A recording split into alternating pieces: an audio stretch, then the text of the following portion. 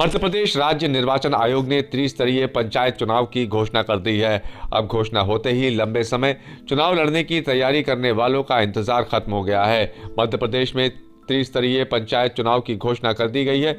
इसी के साथ आचार संहिता लागू हो गई है। इसी के कारण अब गांव में चुनाव की गर्माहट बढ़ जाएगी। चौपाल में देर रात तक बैठकों का दौर चलेगा।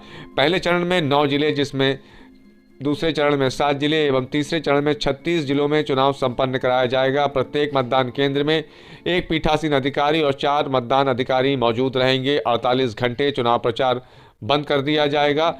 सुबह 7 बजे से लेकर 3 बजे तक मतदान कराया जाएगा। मतदाताओं को पर्ची के साथ कोई एक पहचान पत्र रखना अनिवार्य है।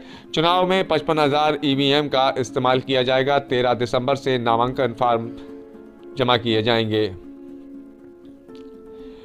पहले चरण में 6 जनवरी 2022, दूसरे चरण में 28 जनवरी और तीसरे चरण में 16 फरवरी 2022 को मतदान किया जाएगा। तारीखों की घोषणा होते ही प्रदेश में आचार संहिता भी लागू कर दी गई है, जो चुनाव परिणाम आने तक जारी रहेगी। यह आचार संहिता ग्रामीण क्षेत्रों में लागू रहेगी। पहले चरण में 9 जिलों, दूसरे चरण में 7 और तीसरे चरण में 36 जिलों में चुनाव कराए जाएंगे। 13 दिसंबर से नामांकन पत्र मिलने लगेंगे। मतदान सुबह 7 बजे से दोपहर 3 बजे तक होगा।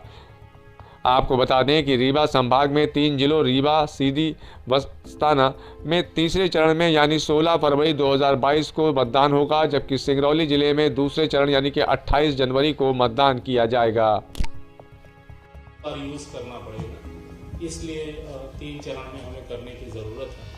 और एक बार जब हम ईवीएम को यूज़ कर लेते हैं तो उसका डीएमएम, जिसमें सारा रिकॉर्ड होता है, वो निकाल के हम रख लेते हैं। और ईवीएम की क्लीनिंग होती है, फर्स्ट लेवल चेक हम उसको करते हैं और फिर उसे उपयोग लायक बना करके तब हम अगले राउंड का चुनाव करते हैं। इसमें 15-20 दिन का समय लगता है, तो उतना गैप हमें हर चरण में देना पड़ता है। प्रथम चरण में हम 85 जनपद पंचायत ले रहे हैं। इसमें 6,283 ग्राम पंचायतें होंगी और मतदान केंद्र 19,998 होंगे। दूसरे चरण में 110 जनपद पंचायतें होंगी, 8,015 ग्राम पंचायतें होंगी और 24,840 इसमें मतदान केंद्र होंगे। तीसरे चरण में 118 जनपद पंचायतें होंगी, 8,397 ग्राम पंचायतें ली जाएंगी और 26,560 मतदान केंद्र होंगे। इसमें कुल मिला के 313 जनपद पंचायतें, 22,695 ग्राम पंचायतें और 71,398 मतदान केंद्र होंगे।